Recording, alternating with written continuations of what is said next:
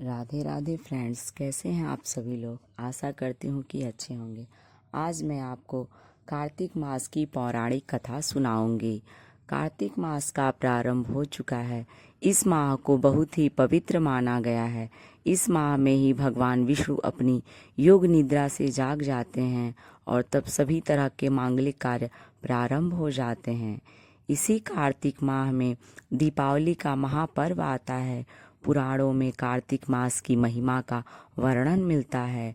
इस माह में दीपदान, स्नान, विष्णु पूजा और तुलसी पूजा के साथ ही पौराणिक कथा सुनने का बहुत ही खास होता है।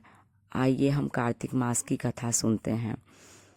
एक नगर में एक ब्राह्मण दंपति रहते थे। वे दोनों प्रतिदिन 7 कोस दूर गंगा और यमुना नदी में स्नान करने जाते थे। इतनी दूर आने जाने से ब्राह्मण की पत्नी थक जाती थी। एक दिन उसने अपने पति से कहा कि हमारा एक पुत्र होता तो कितना अच्छा रहता। पुत्र के बहू आती तो हमें घर वापस जाने पर खाना बना हुआ मिलता और बहू घर का काम भी कर देती। अपनी पत्नी की बात सुनकर ब्राह्मण ने कहा कि तूने बात तो सही कहा है, चल मैं तेरे लिए बहू ला देता हूँ।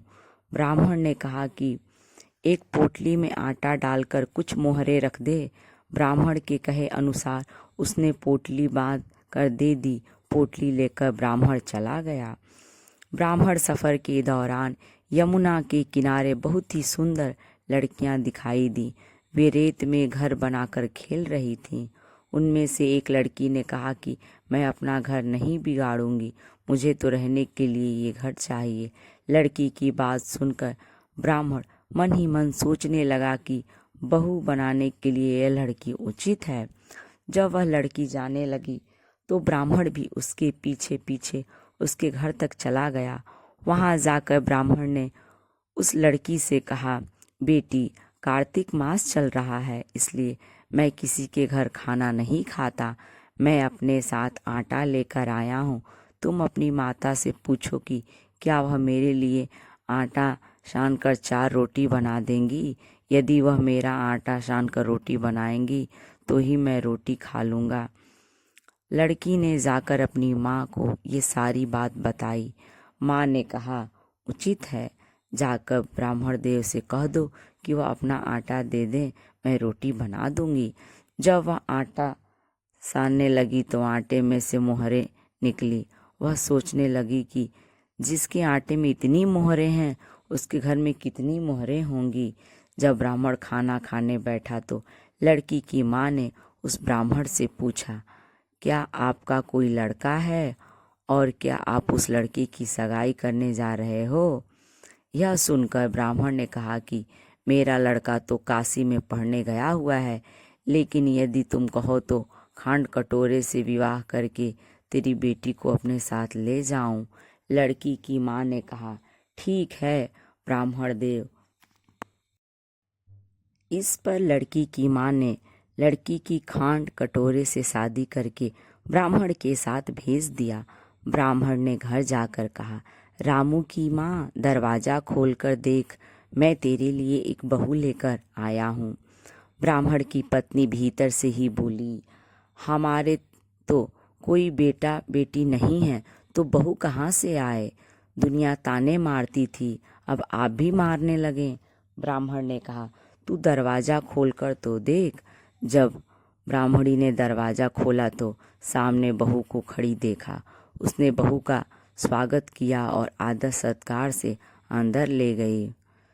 जब तक ब्राह्मण अपनी पत्नी के साथ नदी स्नान करने जाता तो पीछे से बहू घर का सारा काम करके और खाना बनाकर रखती थी। वह उनके कपड़े धोती और रात को हाथ पैर भी दबाती थी। इस तरह बहुत दिन बीत गए। जो ब्राह्मणी ने अपनी बहू से कहा कि बहू, कभी भी चूल्हे की आग मत बुझने देना और मटके का पानी खत्म मत होने देना। परंतु एक दिन चूल्हे की आग बुझ गई।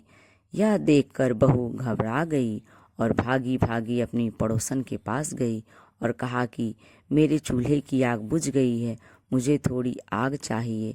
मेरे सास ससुर सुबह 5 बजे से गए हुए हैं, वह थके हुए घर आएंगे, इसलिए मुझे उनके लिए खाना बनाना है। यह सुनकर पड़ोसन ने कहा कि तू तो बावली है, तुझे यह दोनों मिलकर पागल बना रहे हैं। इनके कोई पुत्र नहीं है, ये निसंतान है। बहू ने कहा, नहीं ऐसा मत बोलो, इनका बेटा तो बनारस काशी में पढ़ने गया हुआ है। इस पर पड़ोसन ने कहा कि यह तुझसे झूठ बोलकर लाए हैं, मेरी बात सच मान, इनका कोई बेटा नहीं है। अब बहू पड़ोसन की बातों में आ गई और कहने लगी कि अब आप ही बताओ मैं क्या करूं। पड़ोसन ने कहा कि करना क्या है, जब तुम्हारे सास ससुर आएं तो जली हुई रोटियां बनाकर देना और बिना नमक की दाल बनाकर देना, खीर की कचड़ी दाल में और दाल की कचड़ी खीर में डाल देना। पड़ोसन के अनुसार पड़ोसन ने उसे अच्छे से सिखा पढ़ा दिया था। फिर जब उसके सास ससुर घर आए तो उसने न तो उनका आदर सत्कार किया, न ही उनके कपड़े धोए। जब उसने सास ससुर को खाना दिया तो सास बोली, बहू आज यह रोटियां जली हुई क्यों हैं और दाल भी अलुनी है। तब बहू ने पलटकर कहा कि एक दिन ऐसा खा लोगे तो कुछ बिगड़ नहीं जाएगा तुम्हारा। सास ससुर को खरी खोटी सुनाकर वह फिर से पड़ोसन के पास गई और बोला कि अब आगे क्या करना है। पड़ोसन ने कहा कि अब तुम सातों कोठों की चाबी मांग लेना, अगले दिन जब भी स्नान करने के लिए जाने लगे। तो बहू अड़ गई कि मुझे तो सातों कोठों की चाबी चाहिए। तब ससुर ने कहा कि इसे चाबी दे दो। तब सास ने बहू को चाबी दे दी। सास ससुर के जाने के बाद जब बहू ने दरवाजे खोले तो देखा कि किसी में अन्न भरा है, किसी में धन भरा है और किसी कोठे में बर्तन पड़े हैं। तब उसने सबसे ऊपर का 7वां कोठा खोला तो देखा कि शिव जी, पार्वती माता, गणेश जी, लक्ष्मी माता जी, पीपल पथवारी, कार्तिक के ठाकुर, राई दामोदर, तुलसी जी का बिड़वा, गंगा यमुना और 33 कोटि देवी देवता विराजमान है। वहीं पर एक लड़का चंदन की चौकी पर बैठा माला जप रहा है। यह सब देखकर उसने लड़के से पूछा कि तुम कौन हो। तब लड़का बोला कि मैं तेरा पति हूँ, अभी दरवाज़ा बंद कर दे, जब मेरे माता पिता आएंगे तब दरवाज़ा खोलना। यह सब देखकर बहू बहुत खुश हुई और 16 श्रृंगार कर सुंदर वस्त्र पहनकर अपने सास ससुर का इंतजार करने लगी। उसने अपने सास ससुर के लिए अच्छे अच्छे पकवान बनाए। जब उसके सास ससुर घर आए तो उसने उनका आदर सत्कार किया और प्रेम पूर्वक खाना खिलाया और हाथ पैर दबाने लगी।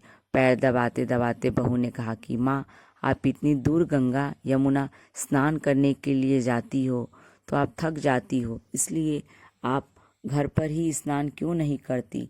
यह सुनकर सास कहने लगी कि बेटी, गंगा यमुना घर पर तो नहीं बहती। तब उसने कहा, माँ जी बहती हैं, चलो मैं आपको दिखाती हूँ। जब बहू ने 7वां कोठा खोलकर दिखाया तो उसमें शिव जी, पार्वती जी, गणेश जी, लक्ष्मी जी, पीपल पथवारी, कार्तिक के ठाकुर, राई दामोदर, तुलसी जी का बिड़वा, गंगा यमुना बह रही हैं और 33 कोटि देवी देवता विराजमान हैं। वहीं चौकी पर बैठा एक लड़का माला जप रहा है। माँ ने उसे देखकर कहा कि बेटा तू कौन है। लड़का बोला, माँ मैं तेरा बेटा हूँ। तब ब्राह्मणी ने पूछा कि तू कहाँ से आया है। लड़के ने जवाब दिया कि मुझे कार्तिकेय जी ने भेजा है। माँ ने कहा, बेटा यह संसार कैसे मानेगा कि तू मेरा बेटा है। माँ ने कुछ विद्वान पंडितों से मदद मांगी। पंडितों ने कहा, इस बार बहू बेटा खड़े हो जाएं, इस पार बहू बेटा खड़े हो जाएं और उस पार माँ खड़ी हो जाए।